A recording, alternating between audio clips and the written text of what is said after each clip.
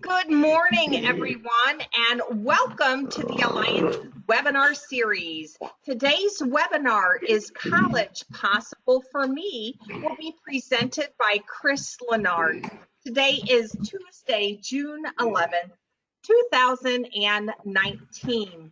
As a reminder, all attendees are in listen-only mode. If you would like to connect with me, Christine Beck, the facilitator, just send me a message in the chat box using your control panel. This webinar is being recorded and it will be available for your viewing pleasure, both on our Alliance Facebook page and on our Alliance website. As a reminder, the Illinois Self-Advocacy Alliance is proud to be an initiative of the Illinois Council on Developmental Disabilities. My name is Christine Beck, and I am excited to facilitate today's webinar series. So who we are, the Alliance is a network of advocates, allies, and self-advocacy groups around Illinois. And on your screen, you'll see a picture of several people, and those were our board of directors back several years ago. Our vision is for self-advocates to work together to get the support we need and to live the life we want to live in the community.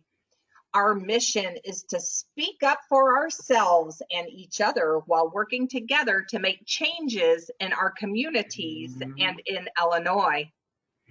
Our focus is on empowering people to speak up and speak out about what they want and need, what they don't want and don't need, to action plan their goals, and to participate in advocacy at the personal, agency, community, and statewide levels. We do this in several ways. The Alliance supports local member groups.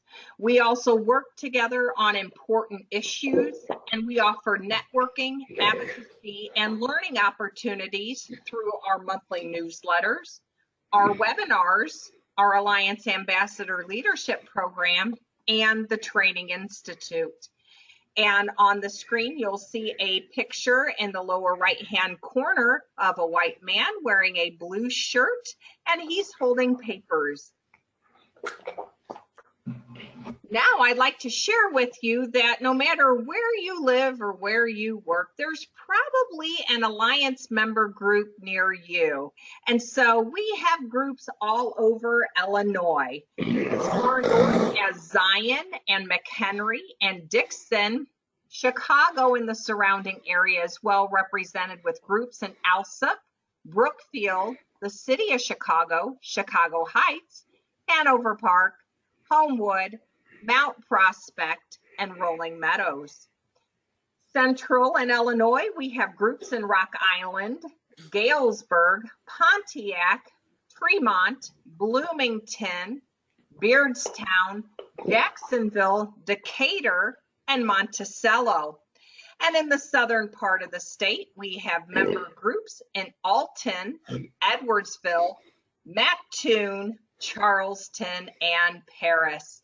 If you have any questions about becoming a member group or starting a self-advocacy group or even connecting with an existing group, please let us know. The Illinois Self-Advocacy Alliance is here to help. And now I would like you to meet the presenter. So Chris, take it away.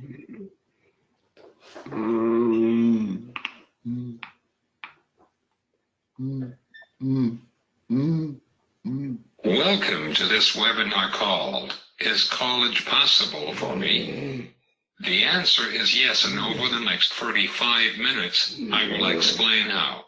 Before I go into explaining how, let me tell you about myself. I am Chris Lenart and I am 50 years old. I just turned 50 years old a few days ago, so I am not used to it. I live on my own for the last 9 years in Naperville, Illinois. I am a public speaker and blogger for the last few years. Before that, I was a programmer analyst for 14 years at HSBC. In 2009, they shut down the business that I was supporting, so I was let go. You were wondering if I went to college, and the answer is no, I didn't. I just talk about it. Oh my iPad is taking over my talk. I don't know what to do now. Oh well, it was nice to talk to you. I am just joking with you. Yes, I went to college at the University of Illinois at Urbana-Champaign in 1989. Back then, the internet was starting and there was no social media. Cell phones were just a dream. While I was working, I received a master's degree in software engineering from DePaul University. At that time, the internet was up and there were online courses. So I experienced both worlds of college without internet and with internet. I feel really lucky to experience both, but with internet it seems easier. I am the founder of Disability Awareness. My mission is to help those with disabilities to live fuller lives by educating them, their families, their communities, and employers on what it means to live, or raise a child, with a disability.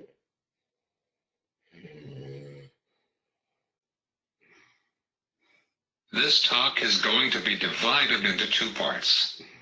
The first part is going to be how to make your parents to be on board with you in letting you go to college. That might be tricky at first, but once you have their blessing to go, it will be much easier. The most of the talk is going to be on how to make sure that everything will go smoothly after you get accepted to a college or a university. I am not going to talk about the application process, because first I haven't applied to a college in many years. So I don't want to tell you something wrong, and schools might have different processes that I am not aware of. Let's start with how to get your parents to get on board with you going to college. When I first was thinking about college, I told my mom that I wanted to go, and she thought that I meant to a local community college. I said no. I wanted to go away to college. Back then, I knew nobody who went to college with a disability. I didn't even know why I wanted to go to college. I guess I heard students in high school talking about college, so I wanted to go too. I knew which degree I wanted, and that was computers. That was how crazy I was. My mom and dad didn't go to college at all, so they didn't really know what it took to apply. But my teachers in high school really help us to get things in on time. I know some parents are not that open-minded with allowing their teenagers with disabilities to go after their dreams. All I can say is to keep talking with your parents and try to reach an agreement with them. It might be to go to a local community college first and then go away. That might not be so bad. If you are thinking that your parents are not realistic and are not fair, can't I say a few things about it? Your parents love you very much and don't want you to get hurt. All parents feel this way if their teenager is with a disability or not. Let's face it, society is not like when I went to college.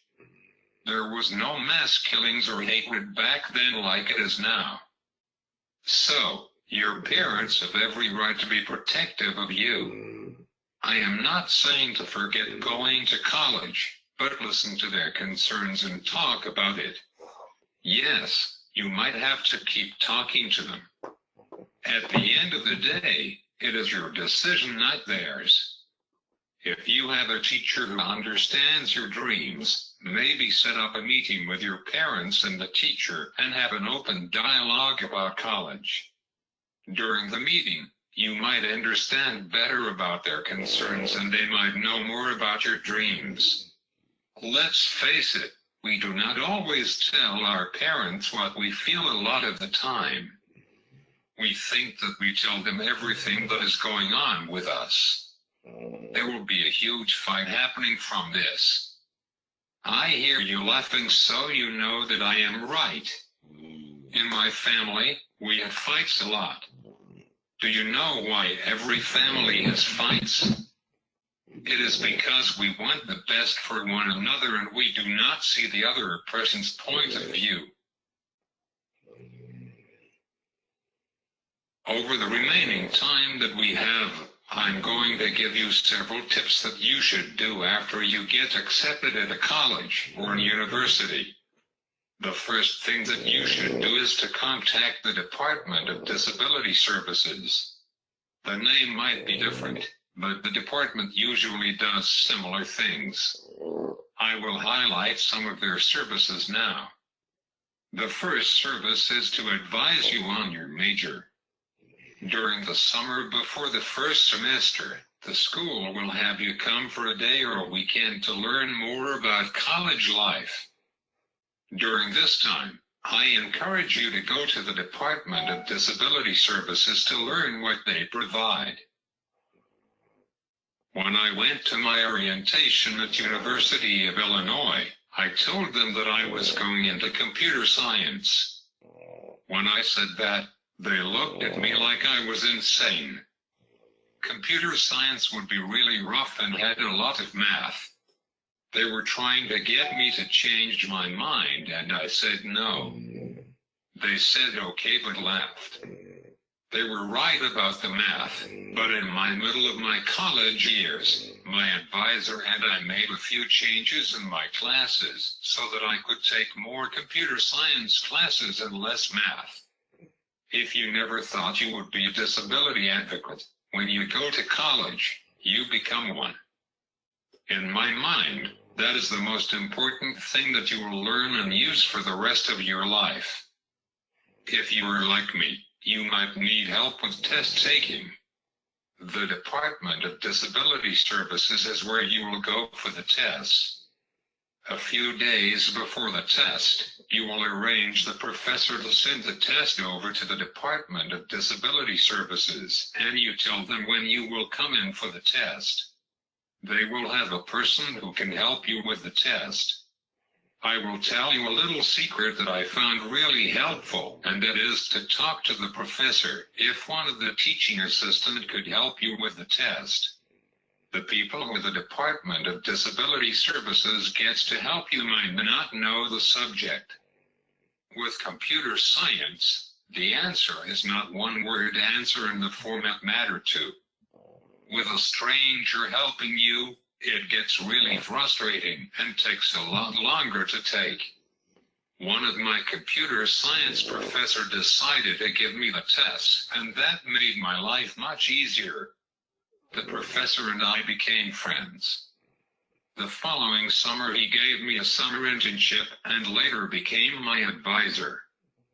Later a teacher assistant helped me with every computer science test, and the professors were okay with it because they knew the guy. When I did my master's at DePaul University, there were programs that I could use to take the tests. I did the tests at home and the professors were okay with it because the tests were open book. I will talk more about professors later on.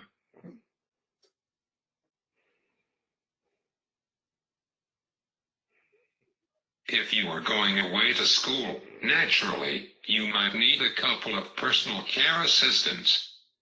The Department of Disability Services usually helps you with that.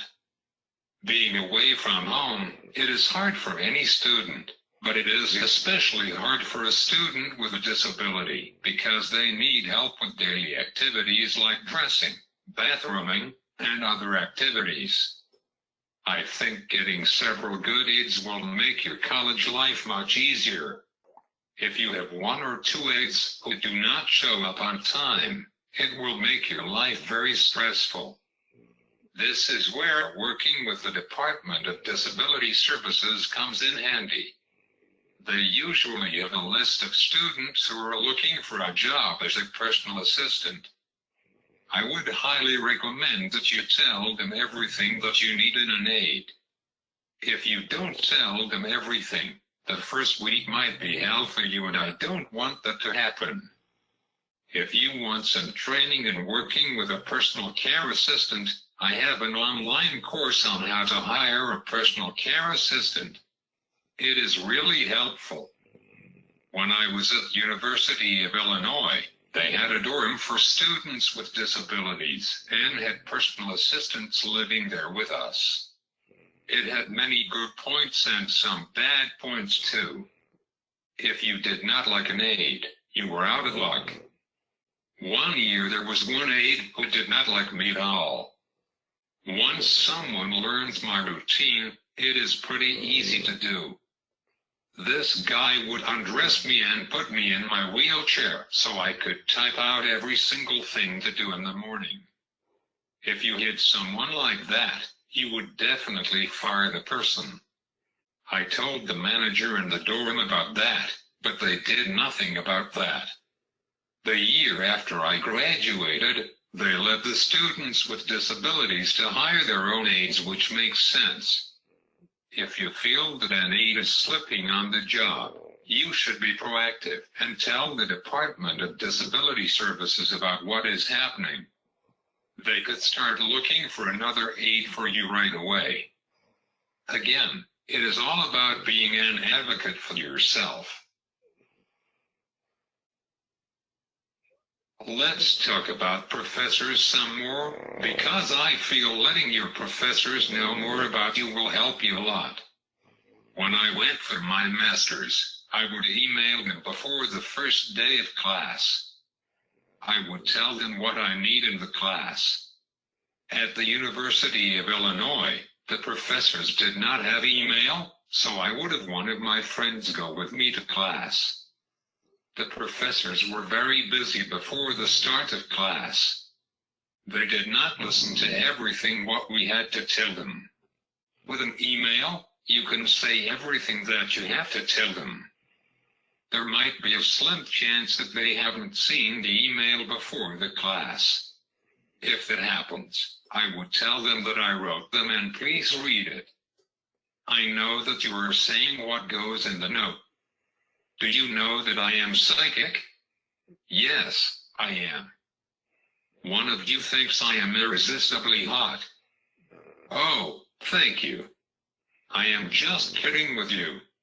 I would start off by saying who you were and what class you were in. You might include the session too if they teach two classes of the same course. I would tell them that I am a person with a disability, and for me, I had to tell them that I am nonverbal because I did not want them to freak out. After that, I would tell them that I would need a copy of someone's notes. Today most professors usually give the students access to their PowerPoint slides. It is really helpful in case you cannot read the students' notes. I would tell them on how you have to take the tests. You are showing them that you are being proactive. They usually are more willing in helping you during the semester. If the course is a part of your degree, I would highly recommend that you have a good relationship with the professor. During my master's, I took a year or two off because work was very busy, so I could not handle the load. When I decided to go back to school, I contacted a professor that I had several times. He saw that I was off beyond the limit, so DePaul University usually did not allow a student to come back. They had to start over again, and that would be a nightmare for me. The professor talked to a lot of people, and they allowed me to continue my degree like I had not stopped. If I didn't have a relationship with the professor, do you think they would allow me to continue my degree? Probably not. Besides that, you will need references when you get a job. 1 or 2 professors will be perfect.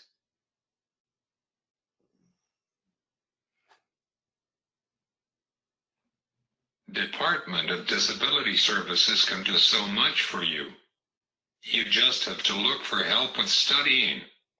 Each school has its own disability services, so it might be great or they might provide limited services. The University of Illinois had a lot of services, but I still needed help with studying because I couldn't move stuff around. That is where friends come in handy. Students are looking for part-time jobs, and you need a few hours a day for studying. The summer before I went to college, one of my friends introduced me to one of her friends who went to University of Illinois. We became great friends and he said that he could help me with studying. He also asked a few of his friends and they said that they could help me out. Life is so strange how it works. During Thanksgiving, my friend was coming home with another friend. They had an accident because it was slippery and the friend who helped me with homework got killed. That was a huge loss. It was 2 or 3 weeks before finals. The other guys who helped me with homework were very close to my friend, and one knew him when they were kids. He took the loss very hard, so he could not help me with finals. That meant that I had to study on my own or fail everything. I decided to study hard and do my best. That was what I did and passed my classes. You can see that making friends is so important. In high school, it was hard making friends because I lived far away. At college, I made so many friends that really helped. If you are shy, you have to come out of your comfort zone and meet people. If you will be in a dorm, that is a perfect way of making friends. When you eat in the cafeteria, don't eat in a corner, rather eat with the crowd. If somebody asks you if you need help, please take their offer. You know you can do it by yourself, but sometimes it is okay to play the gimpy card so to make friends. Another way to make friends is to hang out in the common area in the dorm. Don't stay in your room. On Friday nights, take a break from studying and do things with others. I went to the bars with my friend and we watched the women. Some women talked to me and I went back to my room happy. Other times we went to the movies. It was very fun. They say that college life is the best period of your life, and I agree with that statement.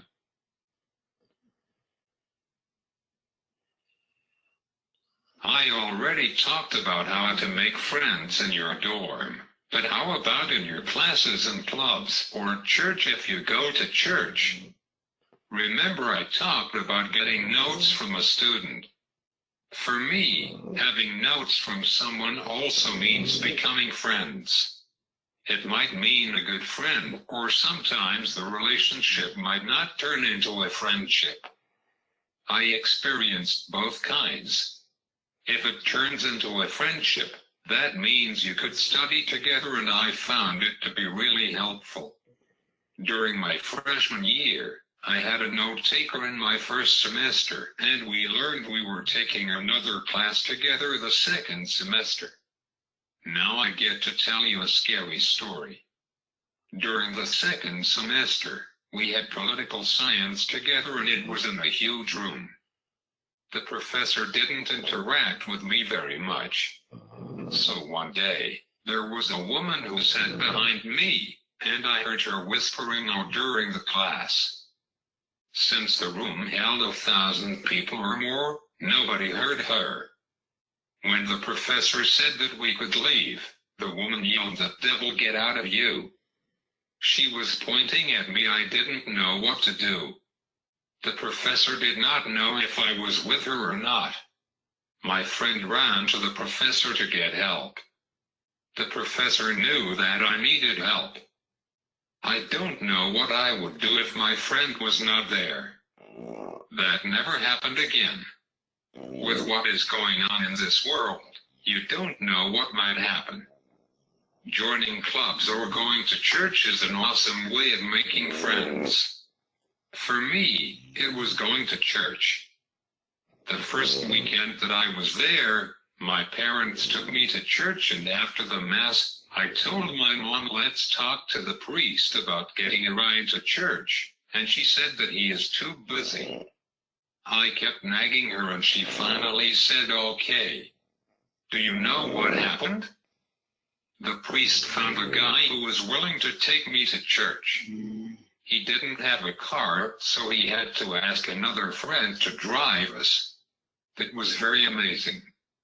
The picture on the right is the church that I went to during college. It is called St. John Chapel. It was there where I met most of my friends. I would say it was my home away from home. You have to find your home away from home when you get to college. It might take you some time to find it, but when you find it, you will know. During the second semester of my freshman year, there was a retreat that I wanted to go to. I went to it, and from that one weekend, I made so many friends that I had friends who helped me with homework for the rest of my college years. I don't mean that you should go to church so to make friends. Join a club and be social.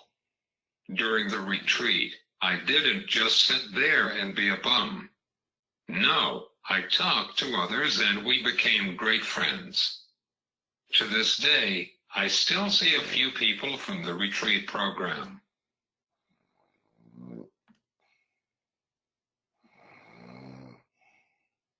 I want you to look at the two pictures, especially the first one. It is the first dorm that was built for the students with disabilities in the country. Do you know which university built it? It was the University of Illinois at Urbana-Champaign in 1980. It was the dorm that I stayed in.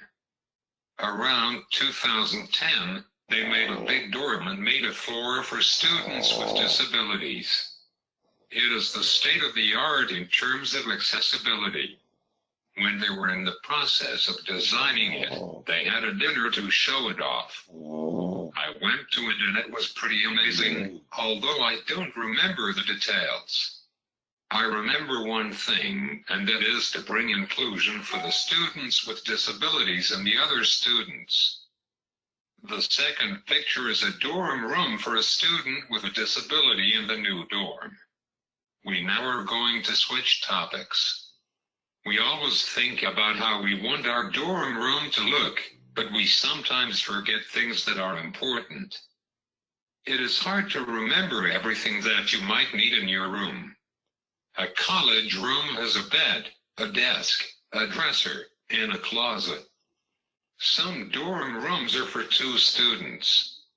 In the dorm that I stayed in at the University of Illinois, it had 1 student per room. It made my life easier. For me, the desk was too low for me to fit under, so they had blocks of wood to put under the desk. Since the dorm that you might be staying in might not have blocks, you might want to bring a few sets of blocks if your wheelchair rides high like mine does. When I went to college, I had a computer tower with a big monitor, so my desk held only my computer and my dad had to make me a small table to read on. Today I don't think that you will need the table because computers are small and easy to move around. Let's talk about beds. I don't think that they made beds comfortable and never will. My mom got me a foam pad to put on the bed. I would recommend that you try it out first at home and see if you like it or not. I had no problem with it, but my friend had a problem which caused her to go to the hospital after the first night of using it. If you can't use your phone in bed, you should get a button for emergency and put it by your bed so you can press it. Back when I went to college, there was no service for emergency, so the engineering school made me a button to call the resident assistant if I needed help in bed. I highly suggest that you should also know your resident assistant on your floor.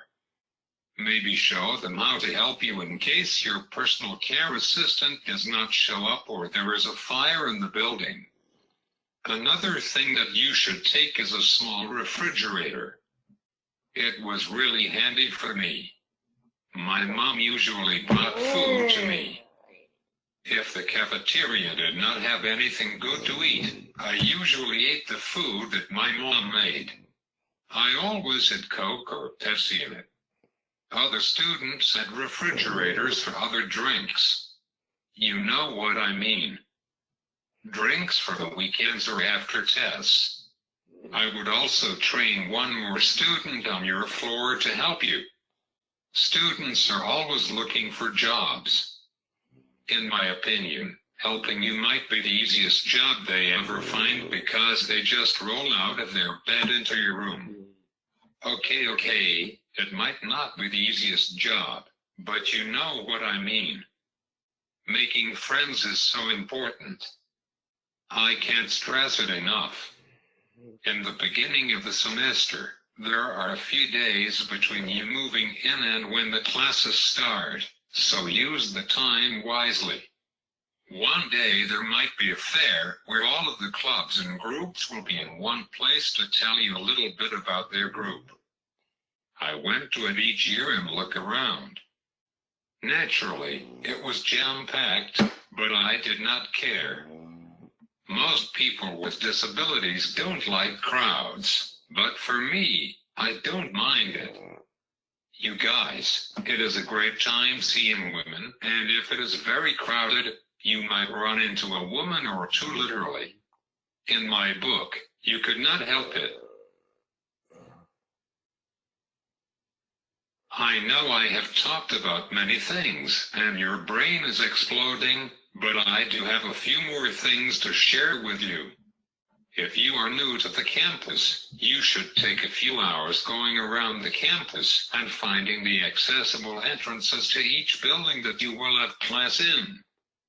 Some buildings are really old, and it is only one entrance.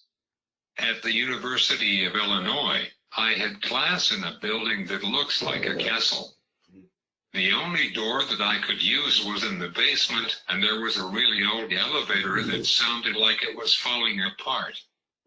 I had my note-taker meet me outside, and we would go in together. I really hated that building. At the University of Illinois, they have transportation for the students with disabilities. So, I usually took the bus to class and walked back to the dorm, because when I got out of the building, I didn't know if I missed the bus or not.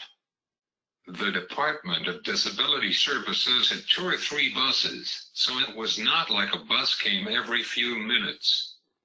In the winter, I usually dressed very warm, so if I had to walk back, I would be warm. There was a problem with that, and that was I didn't take my jacket off. My note-taker would unzip my jacket, but I still got hot. I would fall asleep, which was pretty embarrassing. Being a person with a disability, it has many difficulties.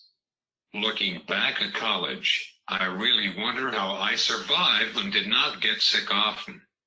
When people ask me about college, I just tell them that I did what I had to. They have no idea of what you have to go through to survive. If you tell them everything, they would assume that you are making things up, but you know the truth. I know that I have given you a lot of information, but I would remember 3 things. Number 1. Go to Department of Disability Services and find out what they provide and tell them what you need. If you don't tell them what you need, how will they know? If they don't provide something that you need, tell them anyway, and maybe they might provide it down the road. Who knows? Number 2. Email all of your professors and tell what you need in the class to be successful. During the course, talk to them and let them know you. It might help you with grades. I am just saying that because it may help or it won't. I don't know your professors, so I say that you should be proactive and see what happens. Number 3. Friends, and more friends. They will make your college life easier. Don't be shy in asking for help. I would say that the first year of college is the hardest, and after that, it will get easier because you will have the confidence to be successful. The last thing to remember is to have a lot of fun in college. They say that your college life is going to be your best years ever. It was true for me. Before we open it up for questions, I have a few announcements to share with you. I have a website called disabilityawareness.us. I have a blog where I write about different things about disabilities. Please visit it and look around.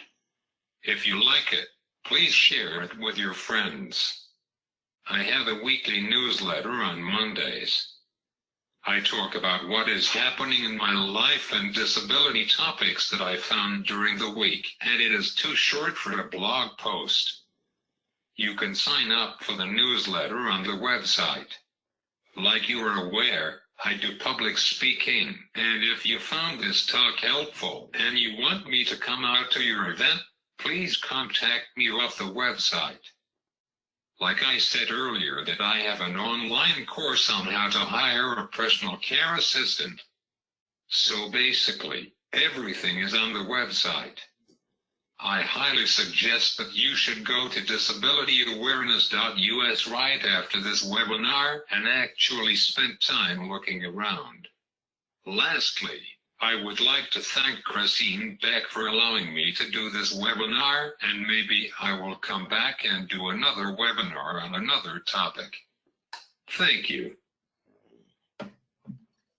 So, as you probably heard, Chris has an awesome sense of humor. I'm glad I was on mute because you had me belly laughing a couple of times, Chris. And, you know, the things that Chris shared are really important if you're looking at going away to college, but they also are equally important if you're looking at staying home and going a little bit more locally to college. So connecting with the Department of Disability Services at the college or university that you are interested in. Communication with professors is a key, and communicating and meeting friends, getting out there. Whether you go away to college or stay at home, there's lots of different activities happening at colleges, and you heard from Chris that he was out there. He was checking things out, meeting lots of friends, and in the end, having fun. Learning can be fun. So I'd like to open it up. If you have a question or a comment or a contribution that you would like to share with Chris, let us know. So go ahead and use your control panel and let us know. Do you have a question, comment, or contribution for Chris? So again, we'll just leave that open. If you have a question, comment, or contribution. And Chris, I like that you went to college and you were in one of the first dorms that was really accessible for people with disabilities. And I know as we all journey through life, we learn and we teach others about what we may need. And I'm sure that you taught the folks at University of Illinois about what it means to have a disability. You had that advocacy. So again, if you have a question, a comment, or a contribution, we have folks on from Livingston County Advocates in Action, located in Pontiac. We also have a group, CTF Advocacy, in Charleston. Kira, I know that we've met before. Brenda is from Gateway Services. So if any of you have a question, please let us know. While you're considering that, I'm just going to go on to the next slide. And the next slide just shares with you about the Alliance. If you wish to connect with the Alliance, you can do so using email. Email us at info@selfadvocacyalliance.org. We do have a website. It is selfadvocacyalliance.org. And you'll be able to find this recorded webinar link later on today on our website. You can also follow us and like us on Facebook, looking for us at Illinois Self-Advocacy Alliance. And let's see, we have a question. All right, Chris, if you would take a quick question. Judy, who is a self-advocate from Charleston, did you like living in the dorm? How was your experience living in the dorm? We heard a little bit about it, but would you say it was good? Would you say it was challenging? And so if you're able to let us know, you could either type it in using the chat box or type it into your talker. But what was it like living in the dorm? I went to college, but I never lived in a dorm. I didn't have that dorm experience. So what was it like for you?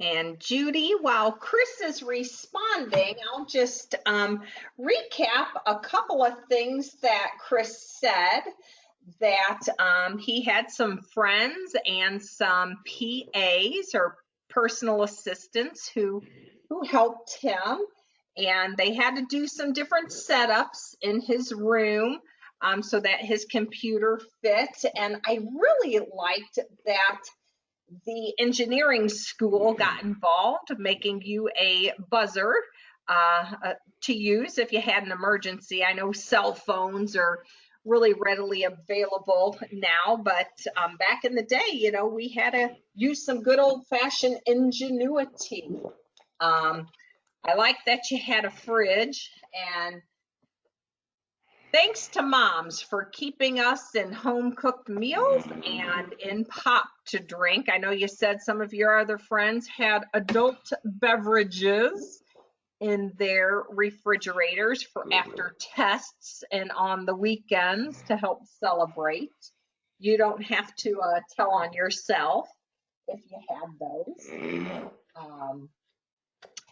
Anything else that you would like to share about living in the dorm? I'm sure it's like anything else, just getting used to a different environment, figuring yourself out, figuring everything else out.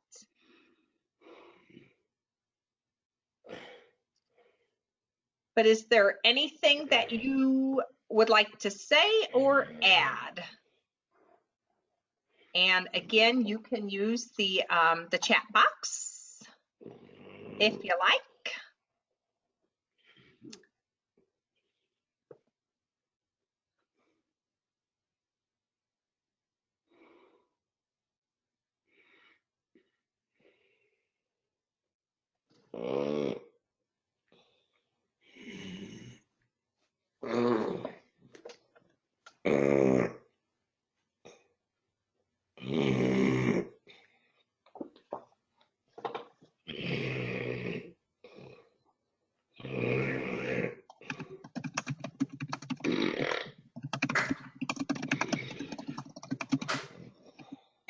Chris, I'm just sending you a message on the chat.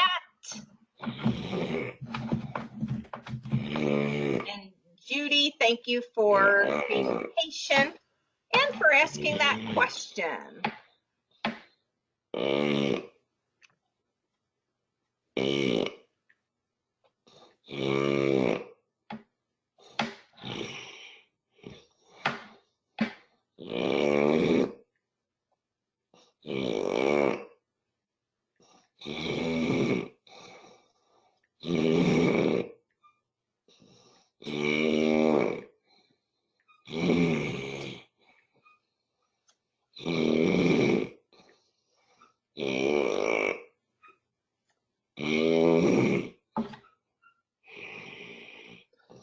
All right. Well, I think, Chris, that we are going to move on so that we make sure that we're ending on time. And again, you have the contact information for Chris if you would like to connect with him directly. I'm going to move back to that slide. And you can follow Chris at www.disabilityawareness.us. You can sign up to get Chris's weekly newsletter. You can check out opportunities for him to speak. And you can check out that course that Chris has developed on how to hire a personal care assistant. You can also connect with Chris through that website. So yes, there's that information. And again, for all of you who have joined us today, thank you for being part of the Alliance's webinar series. I hope you learned much about Is College Possible for Me? I know I learned, and Chris, thank you so much for sharing your experience and expertise. Thanks, everyone. Have a great day. Bye-bye.